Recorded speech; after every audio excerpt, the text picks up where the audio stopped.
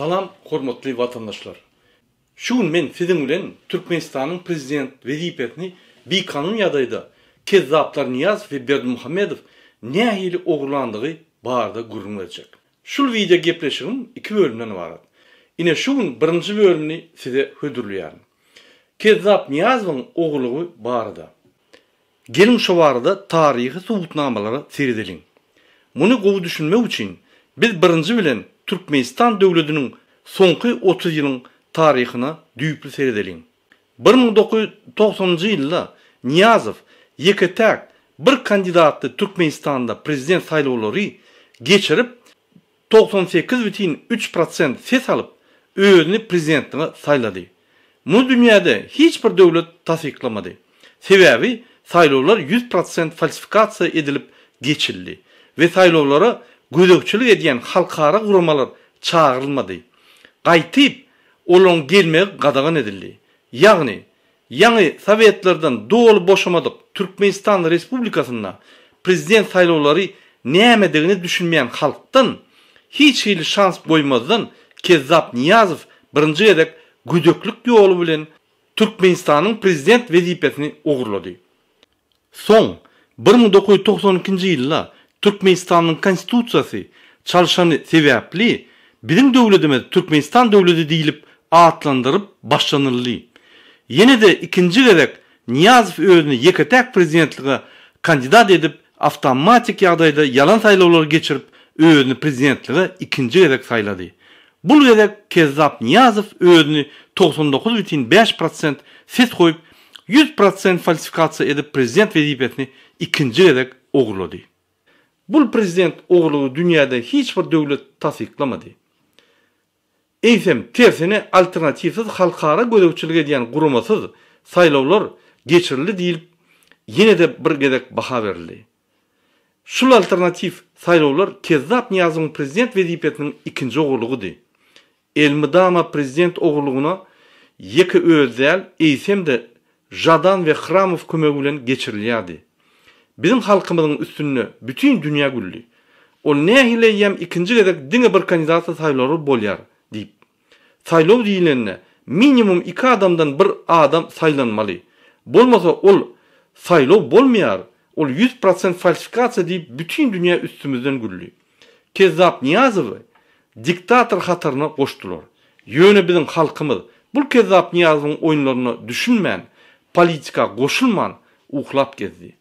Onun üstüsüne de Kezzap Niyazov su, gaz, svedi muht edip halkı dolu uhlatdı. Dollaryň 2 kursunu edip konvertasiýany sehelçe adamları edip halkymyzy geda edip başlady. Şunun bilen Kezzap Niyazowyň bir kandidaty saýlaw oýunlary uturdy. Şol günden başlap hatta saýlaw proseduralary ýatyryldy. Şol günden başlap prezident saýlawlary tek Kezzap Niyazov ölünçe geçirilmedi.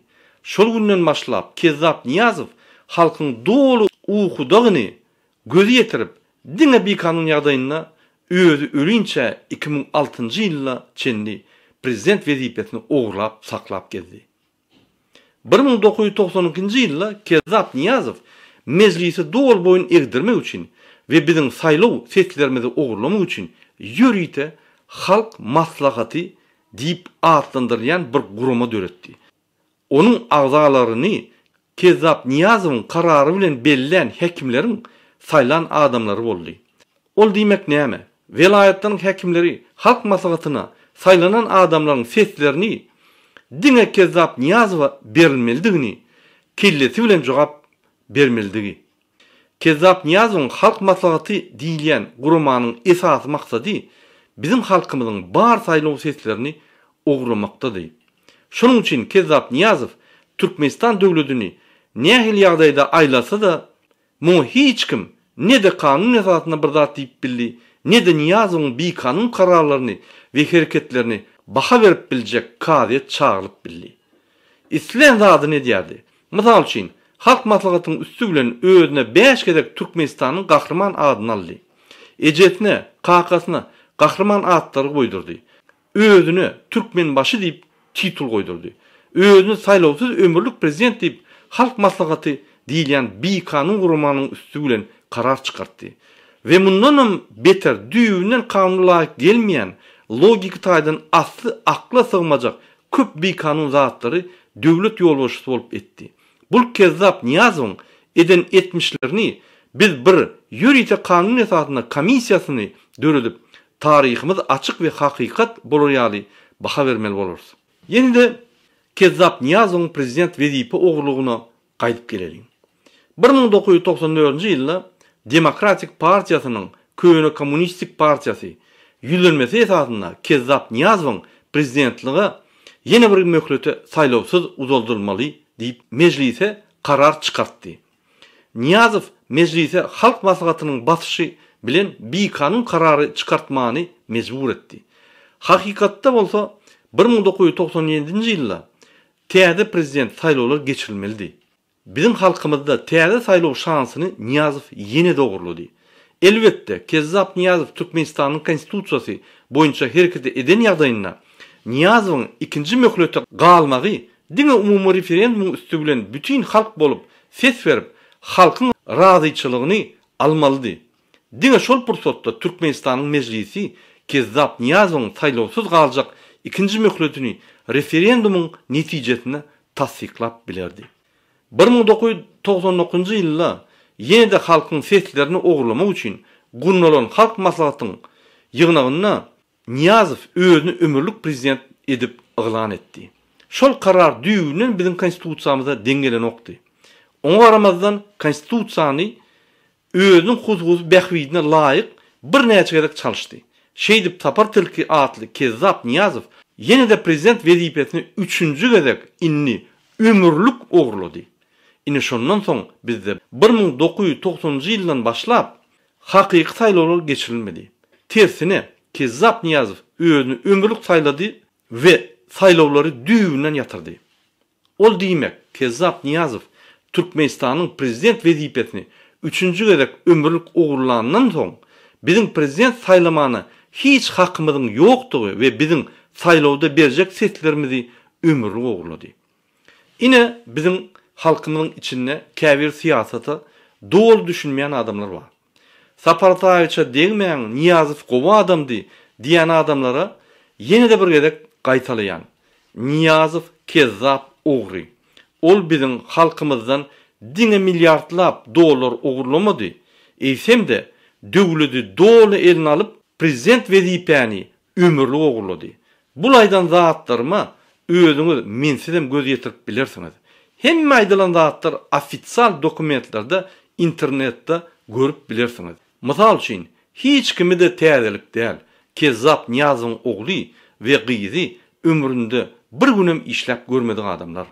Olaryň milliardlap pullar nereden gelip çykýar? Kiminki? Ýewropada we Amerikada milliardlap pullary aýlap ýörler. Olaryň diňe satyn alan mülkleri bir näçe milliard dollardan geçýär. Näme Kezzap Niyazowyň çağlaryna 1 milliardlap dollarlary sowgat berdimi? Ya düşüneňizokmy şo zatlara? Kezzap Niyazowyň ogly Murat Niyazow her wagt bütün dünýäniň kazinolaryna onlarça milyonlap dollar utulyp ýör. Şol pursat barda ýene bir mysal. Bir gün 24 sagatyň içinde Barcelonada Murat Niyazow 120 milyon dollar utuldy. Niyazow ýürite bir sany vice-premieri samolyotda uğradyp oğurny öldürmäkäler döwletiň pulundan 120 milyon dollary töletdi.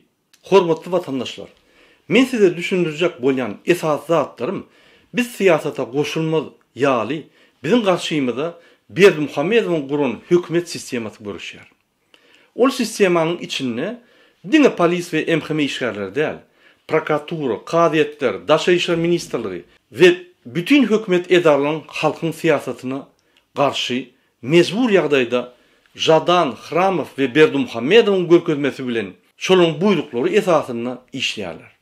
Ine şonuň üçin bizi sowgatsyz edip siýasy taýdan dolu akmak edýärler. Bizim hemmemiz politika goşulmaly. Bizim döwletimizde bolup geçýän zatlar dolu bilip baha berip bilmeli. Biz öz aramyzda siýasat barada her wagt gürleşmeli. Döwletimizde näme bolup geçýän zatlary gürleşmeli de döwlet guruluşyny öz ýerine almaly. Ine şonu bir kanunçylyk, paraxodçylyk, kezapçylyk, prezident ogurlyklary ýeter. Hormatly vatandaşlar, Menim gepleşigim ikinji böleginde sizi Kezzap Berdimuhammedowyň prezident wezipesini ogurlaýşy we Türkmenistan döwletini nähili ogurlap ýörşini men düşündirenim.